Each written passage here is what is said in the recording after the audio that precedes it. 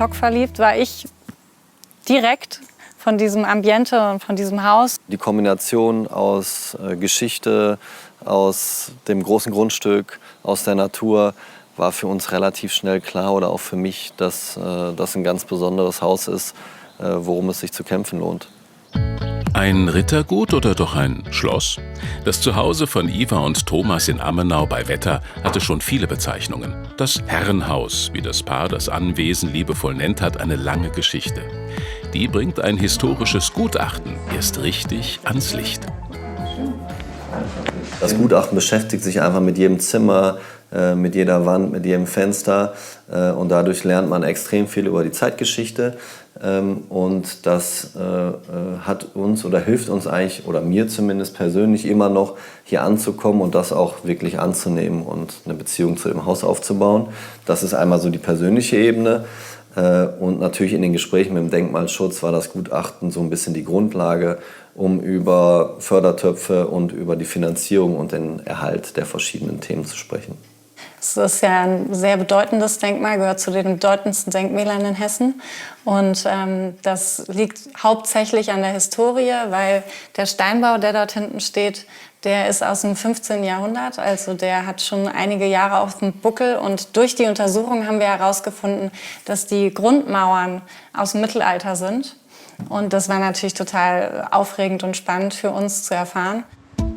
Das Paar lebt und arbeitet eigentlich in Köln, aber Ivas Marburger Wurzeln verbinden sie mit der Region. Durch Zufall besichtigen sie 2017 das Anwesen, das zu diesem Zeitpunkt schon 10 Jahre leer steht.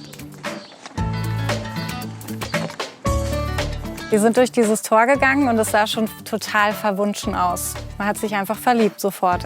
Aber andererseits dachte ich, es ist einfach viel zu groß und viel zu kaputt, als dass wir das jemals stemmen könnten. Dazu kommt, dass Thomas eigentlich gar nicht so richtig Lust auf die Besichtigung hat. Es war so wie im schlechten Film. Wir standen vor dem Tor, draußen vor dem Grundstück, und es war alles zugewuchert. Die Fenster waren eingeschlagen.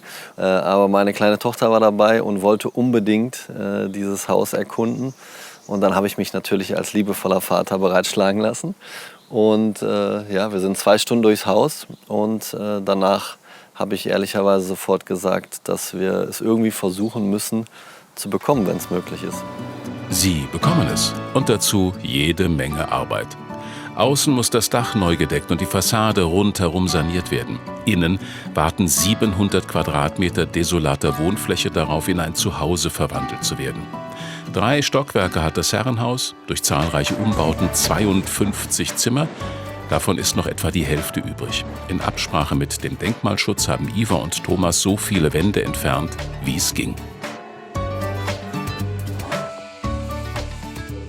Eines der wichtigsten Faktoren ist für uns, das Haus zu verstehen und alles nach dem Haus zu sanieren. Also nicht einfach wahllos irgendwo was zu reparieren und zu sanieren, sondern zu überlegen, wie war denn vor 500 Jahren die Herangehensweise und wie machen wir das jetzt heute?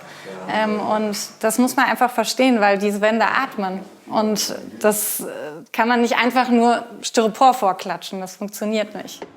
Erst vor kurzem ist das Schlafzimmer mit Bad- und Ankleidezimmer fertig geworden.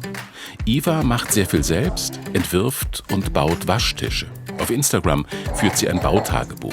Der Account heißt Rapunzelturm Ammenau, und das liegt an diesem kleinen Gebäude, auf der anderen Seite des Gartens. Das ist der Original Rapunzelturm. Und zwar hat der Maler Otto Ubbelohde das gemalt. Und deswegen ist es halt so besonders, weil es wirklich die erste Illustration war, die genutzt wurde für das Märchen Rapunzel. Es ist quasi ein Märchen zum Hineinspazieren. Der kleine Turm wurde um 1600 gebaut. Iva und Thomas vermieten ihn für Trauungen oder andere kleine Feste. Ansonsten ist der Garten vor allem eines: eine Oase der Ruhe. Wir merken, dass sowohl die Kinder als auch die Erwachsenen, wenn sie hier sind, so ein bisschen runterkommen und der Großstadt und dem Alltagstrubel so ein bisschen entfliehen können. Und die ersten Jahre, wo wir nur saniert haben und das Haus noch gar nicht bewohnbar war, haben wir es schon total oft für Familienfeste und so weiter genutzt. Und das macht den Platz und den Garten einfach sehr, sehr besonders für uns. Neben den vielen großen und kleinen Baustellen im Haus gibt es einen unrenovierten Raum, der den beiden besonders am Herzen liegt. Dieses große Zimmer diente wohl als gute Stube. Im ältesten Teil des Hauses mit wunderschönen alten Details und viel Platz. Iva hat 4 Geschwister, ich habe 7 Geschwister und wir haben immer einen Ort gesucht, wo wir alle zusammen feiern können und Zeit zusammen verbringen können. Das macht es für mich auch zu einem Lebenstraum. Iva und Thomas haben ihren Schritt ins Abenteuer nicht bereut. Ein Zuhause, wirklich wie im Märchen.